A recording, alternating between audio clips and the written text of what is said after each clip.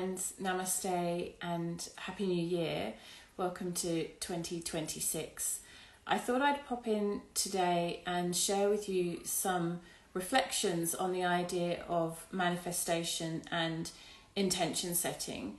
This is something I have thought about a lot over the years and reflected on in different ways with different kind of nuance, particularly through the lens of remembering our privilege and remembering that sometimes the idea of manifestation can be very grounded in material desire and a forgetting of the natural privilege that we have, some of us just because of where we were born and the life that we were born into.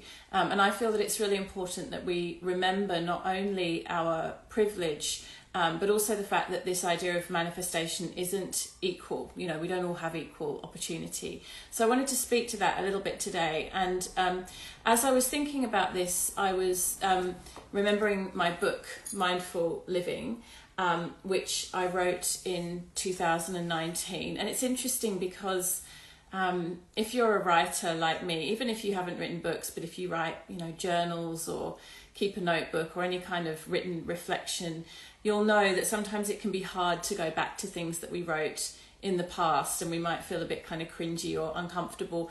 But actually these words, which I wrote 7 years ago now, have really stood the test of time for me. And it's interesting because as we enter into 2026, I really feel personally, just on a very personal note, that I'm really entering into a new phase, a new cycle. For me, in my Vastu and in my Jyotish, in my Vedic astrology, this is the end of a 7-year cycle. I'm stepping into the beginning of a new 7 years. And I got divorced 7 years ago. I also moved house into my own home 7 years ago. And at the end of 2025, I moved again into a new home, which marks a new chapter, a new beginning for me. So I'm definitely feeling, from when I wrote this book to this moment now, a big personal transformation. But as I come back and read these words this morning, they feel as alive for me now as they have, or they did when I first wrote them. So I wanted to share them with you. This is from the chapter called Intention and Manifestation from my book, Mindful Living. There is a beautiful word in the Sanskrit language that translates as something like a cross between a promise, a resolve, a prayer, and an intention. The word is Sankalpa, and making a Sankalpa is a very powerful thing to do. A Sankalpa always has at its core an uplifting ideal or spiritual value. It could be quite mundane and practical, for example, a resolve to give up smoking, or it could be based in more profound values and aspirations. The most effective way to set a Sankalpa is in the present, as if it's already happened. For example, I am a non-smoker. The most effective time to recite your Sankalpa is when you are rested and relaxed, because in this way it will enter your subconscious as already real. This is why, during the practice of Yoga Nidra, a guided deep relaxation, a Sankalpa is often suggested. If there is something in your life you wish to change, particularly a bad habit or behaviour, setting the intention for that change is the first step. Manifestation practices and intentions and setting intentions are another way of thinking about living your true dharma or answering the calling of your heart to be of service to the world. And this is the key. I feel so strongly that as we're trying to, as we're setting goals, as we are thinking about what it is we want to manifest in the year ahead, may we not only consider our own personal development, our own personal journey and goals, but may we also consider the ways in which we, each one of us, can be of service, so that we can set some intentions and even set a Sankalpa to live the next year of our lives in service to others. The practice of manifestation will enable you to become a proactive participant in your life and avoid the feeling that life is coming at you. If you are unclear about your dharma or your purpose or overwhelmed by choices, manifestation will help you. The intentions you set and the goals you wish to manifest will give you clues about what your soul is longing for. I am not a big fan of using these setting intention techniques to manifest material gain or to feed unnecessary greed. I believe we should use this type of work to achieve our spiritual and dharmic goals so that we can be of great use in the world and greater service to ourselves and others. A good example would be making a Sankalpa to observe a vegetarian diet. One of my favourite manifestation stories is that of Srila Prabhupada when he came to America as a penniless elderly man and founded the Hare Krishna movement. I also think of Ingrid Newkirk and her personal vision as an animal rights activist that led to the founding of People for the Ethical Treatment of Animals, now the largest animal rights charity in the world, and an organisation for whom I'm proud to volunteer.